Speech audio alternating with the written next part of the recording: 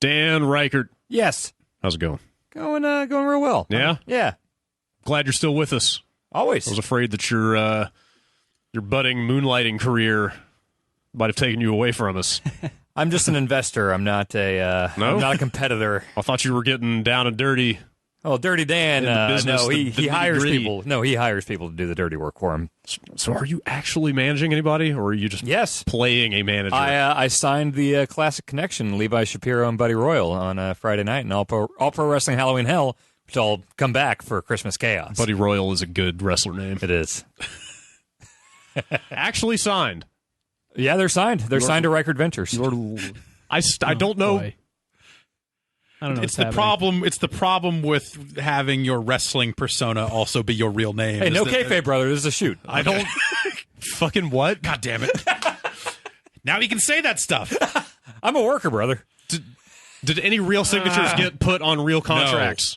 Okay. I signed them. They signed on my iPad during their entrance. Okay. And then they used my iPad and cracked it over the head of Matt Carlos. I took We won a match. I hit myself with your real. It's a shoot iPad. It's a your shoot iPad. Very real iPad. It's a shoot gimmick. And it was a lot heavier than a real iPad. Yeah, and Levi Shapiro broke it over the head of Matt Carlos. Like, actually broke it. And that thing is really heavy. And solid. Yeah. And Guess you need to buy hit him another display yeah. iPad, huh? It's not a display iPad. I mean, it's a shoot, brother. No, you're displaying it. Yeah, I displayed it for everyone there at the Pacelli Event Center, yeah. What's happening? What's happening? confused. Dan became a wrestling manager over I know. the weekend. I know that. No, I know. That's why I'm confused. Yeah. I'd still. What are you confused about? I can answer any questions don't you got. know if you're actually doing any managing or not. Yes. Okay. Yes. Wrestling managing. What Okay. I'm not even sure what managing entails. I invest in them, and when they make the big bucks, the cut goes to Dirty Dan. And in return, I'm also at ringside using my star power and my brain power to help them win matches. See, I thought that might be the actual extent of all this. You're just going to show up every couple weeks and like talk shit in the ring or something. That's a large part of my job Okay. description. Okay. But you were doing. I mean, like obviously, I know what a real manager does. Are you doing real manager stuff? Define real manager. No. Define. I don't think you Okay. understand the difference between kayfabe managing and Obviously, shoot I managing. He is the man that stands near the ring and helps distract the referee when necessary. Yes. He wants his boys to win. Yes. Okay. And I did that handily. all that stuff I totally believe, but behind the scenes, you're not doing jack shit, right? I was in a locker room with Gangrel and MVP. Okay. All right. Does that That's count? that's Is that really what I meant. managing? I think so. Yeah. You're not like working phones, like setting up matches. and stuff I'm like just that. an investor. I'm above that. Are Okay. you kidding me? All right. Well, that makes Dan you has people. Okay. Yeah. I see. You're a manager. You're managing the managers who do the managing. Sure. Is that okay? I slid an iPad to a guy, and the ref did. I distracted the ref real good. Okay. All right. I think I. It's funny when the ref wants to be distracted, he can be very Yeah. distracted. Funny how persuadable the referee class can be. So, so what was that like being a lifelong wrestling fan to now suddenly it being? I mean, obviously we did our dumb PAX stuff, Which is what led to this. which is somehow what led to this. It's 100%. The promoter saw the PAX promo I cut on the beach on my YouTube channel and reached out to me, said I had the gift of gab, and asked if I wanted to get my feet wet in APW, and I said, yes, I do. I get to go be a dick in a wrestling ring and not bump around or get beat up or anything. I got to protect the business here. So yeah, it's way too late for that.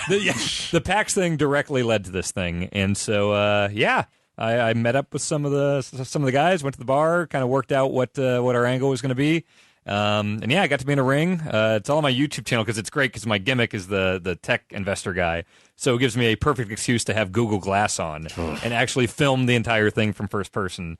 Which Dan Mahoric, again, salvaged broken-ass video file from Google Glass. Turns out Google Glass sucks.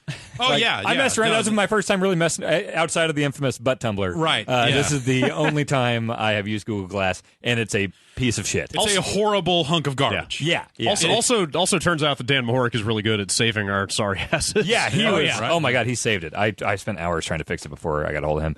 But it was a blast. I mean, it was honestly a thing that being in a ring doing something, especially being a heel, is something I've wanted to do since I was like 9 years old. And oh my God, I was actually getting like serious heat. Like it's incredible. Like people were mad at him. People were I'll translate. booing the hell out of me. Like And my favorite thing, and I didn't even anticipate this, is little kids that hate you and then like yelling. Genuinely hate you. Yes, and you can tell in their eyes. There was a 7-year-old kid that kept banging on the sign, screaming at me and pointing, and you could tell in his eyes like it's all real to him. Oh yeah. And so like he really hates you. Yeah, so I singled him out a few times. Like when I was walking around the ring and stuff, I was walking up to him, getting my finger in his face, like, "Listen, buddy, you're 7. You've never had a job. You don't know what the real world's like." And the kid's so mad at me, it's screaming, "You suck! You're a dork! You suck!" And they kept calling me dorks. And there's this one girl that was screaming at me, and I said she was probably 10 years old. And she's like, "Actually, I'm 12." And I got to be like, "Oh, you're 12. You're so worldly. You know everything about life." Like, and they get so mad at you. And it's like your job in that moment to be a dick to children. And it's so fun. It's almost like your whole life has been leading up to this moment. It was fantastic, and from the feedback I've gotten, it sounds like for the first time I've actually been in a wrestling ring outside of the training for Game of the Year last year. It sounds like things went really well, so they asked me to be back. It's gonna be a recurring gig. Yeah. Dirty Dan's coming back with the Classic Connection. It's man, it was great.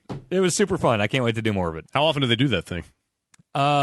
They usually every month or two or whatever. But man, I was so nervous for like 2 months leading up to this. Like, I remember every run I went on, I would spend like an hour just trying to get like lines memorized in my head and think of good promo stuff or whatever. And like, oh, what happens here? What if the crowd throws me off? What if, okay, I was just, I have anxiety and stuff. And I was so worried about like, oh my God, I'm gonna have a live mic in a ring, live crowd, playing a character. I have to do like improv stuff, which at our panels and stuff, I just am myself and talking, I don't have to like do lines and stuff really. So I was so nervous. But then the second my music hit, and I got on my Razor scooter and I went out there. It's like everything was autopilot. I didn't have a Wait, what was your music? Big Time by Peter Gabriel. Okay. Yeah. Okay. It was just complete autopilot. Like every part of it was just so much fun. My God, it was a blast. So there's going to be more of that. All right. Great. What is it called? APW? All Pro Wrestling. All Pro Wrestling. Yes. Yeah, they've been around forever. They've been. Yeah, they were the one in Beyond the Mat.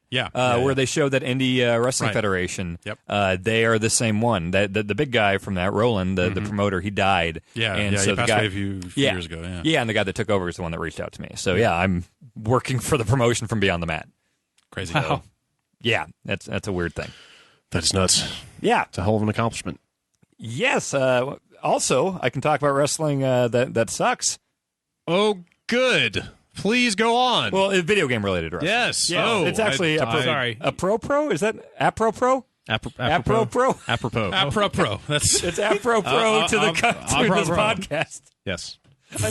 I've read that word a billion times. I've never said it out loud until now. Hey, here you go. You still haven't. Here you go. Relevant.